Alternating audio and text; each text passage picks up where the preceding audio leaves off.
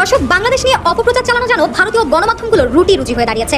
একের পর এক ষড়যন্ত্রের জাল বুনছে মোদী সরকার। আজকের এই ভিডিওটা অতি গুরুত্বপূর্ণ। দেখা মাত্র প্রত্যেকটা বাংলাদেশী নাগরিক এটা ভিডিওটা শেয়ার করে দিবেন, কারণ আমি যে তথ্যগুলো দিচ্ছি, গেল 2 থেকে 3 দিন আগে আমাদের সেনাপ্রধান একটা বক্তব্য দিয়েছিলেন যে বাংলাদেশ একটা ক্রান্তিকাল পার করতে যাচ্ছে। এরপরে একের পর এক ঘটনা ঘটছে। এর মাঝখানে আজকে যুক্তরাজ্য তারা যে তথ্য প্রতিবেদন প্রকাশ করেছে, এই তথ্য প্রতিবেদন প্রমাণ করেছে সম্ভবত আমাদের সেনাবাহিনীর যারা গোয়েন্দা ইউনিট তারাও এই বিষয়টা সম্পর্কে অবগত। দর্শক, বাংলাদেশে ভয়াবহ সন্ত্রাসী হামলা হতে যাচ্ছে। ভারত একেবারে মিথ্যা অজুহাত তুলে এমন একটি পরিস্থিতি তৈরি করছে যাতে বাংলাদেশ এবং ভারত মুখোমুখি একটি সাংঘর্ষিক অবস্থায় যায়। দেখেন, একটি সিদ্ধান্ত, পশ্চিমবঙ্গের 8 জেলায় বাংলাদেশ সীমান্তের নিরাপত্তা জোরদার করেছে ভারত।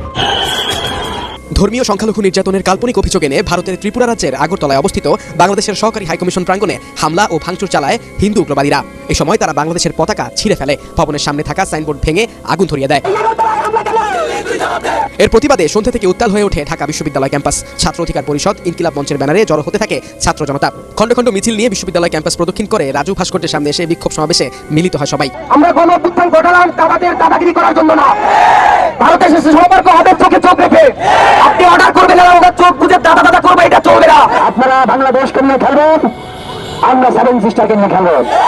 যে দিল্লিতে খুলি নয়, সেই দিল্লির সাথে কোনো বন্ধুত্ব নয়। বিক্ষোভ সমাবেশে ভিন্ন মাত্রা যোগ করে ঢাকা বিশ্ববিদ্যালয়ের জগন্নাথ হলের শিক্ষার্থীরা। বৈষম্য বিরোধী ছাত্র আন্দোলনের ফ্রন্ট লাইনাররা যুক্ত হন বিশাল মিছিল নিয়ে।